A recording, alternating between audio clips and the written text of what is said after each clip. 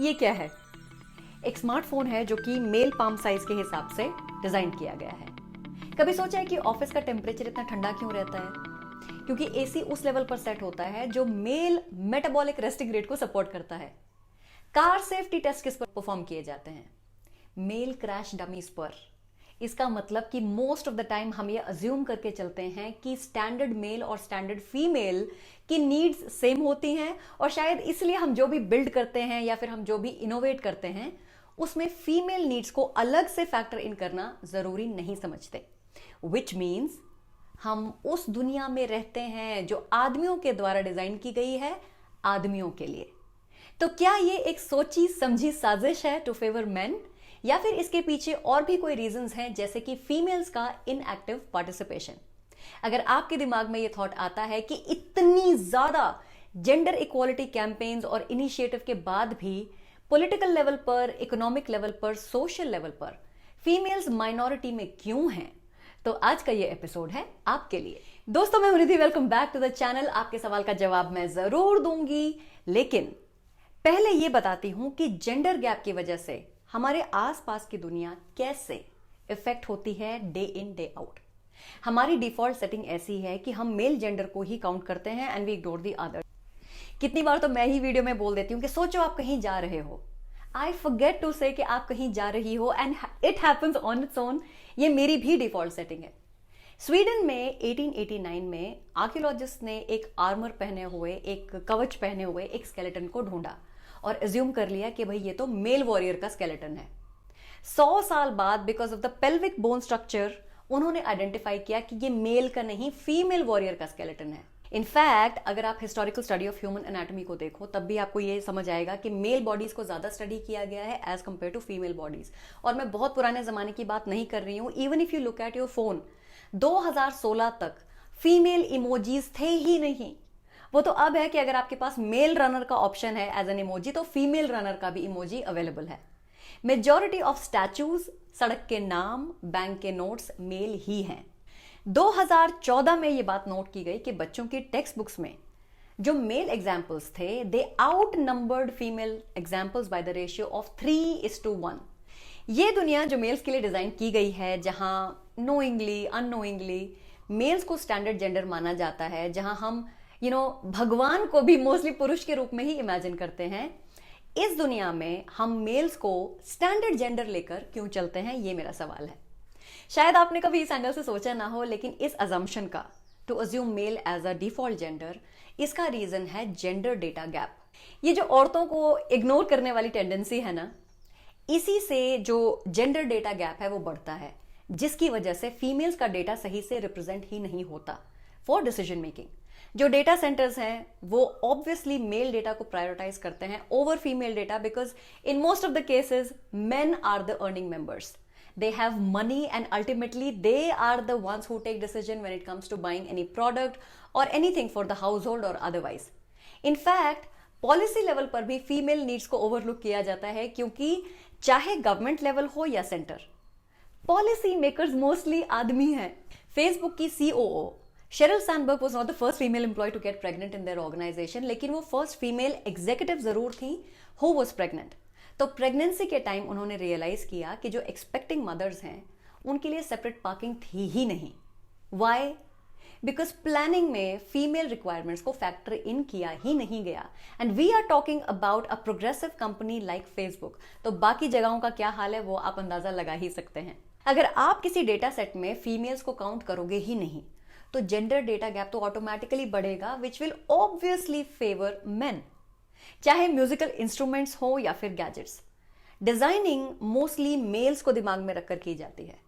Mails और females के जो हाथ का साइज है उसमें बहुत फर्क होता है, तो कोई भी गैजेट या इंस्ट्रूमेंट जो एवरेज मेल पाम साइज के हिसाब से डिजाइन किया गया है वो फीमेल्स के लिए कन्वीनियंट कैसे हो सकता है? फिर बाद में लोग कहते हैं कि अरे फीमेल्स आदमियों जैसा पियानो नहीं बजा सकती, ये आदमियों जैसा स्पोर्ट्स नहीं खेल सकती, they do not have the level of talent. For example, एक ऑब्जेक्ट जो फीमेल्स हर समय यूज करती हैं which has a design failure is the smartphone. Companies कहती हैं कि हमारा स्मार्टफोन इतना अच्छा है कि आप उसे एक हाथ से भी यूज कर सकते हो, लेकिन किसका हाथ? 2018 में एवरेज स्मार्टफोन का साइज वाज अबाउट 5.5 इंचेस, लेकिन ये तो एवरेज मेल हैंड का प्रोपोर्शन है।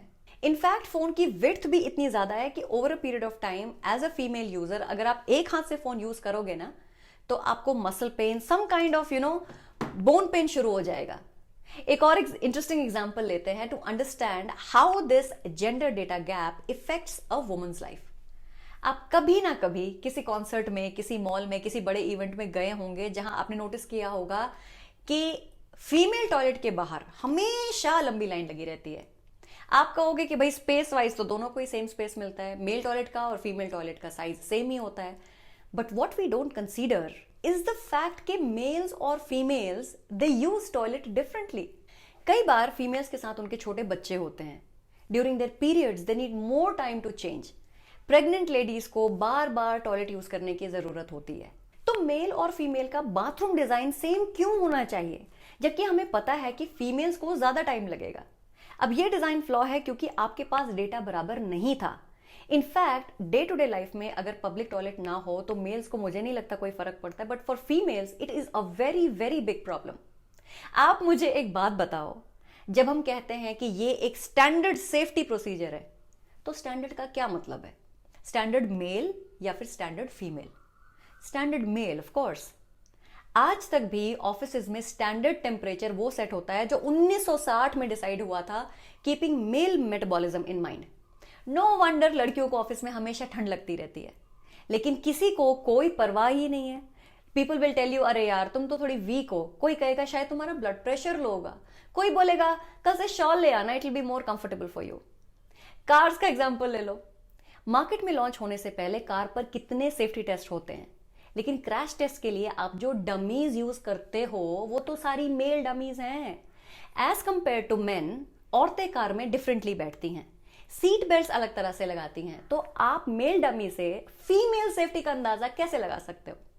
हाँ, कुछ कार कंपनीज हैं जो फीमेल डमीज यूज कर रही हैं, लेकिन उन पर कोई लीगल ऑब्लिगेशन थोड़ी है।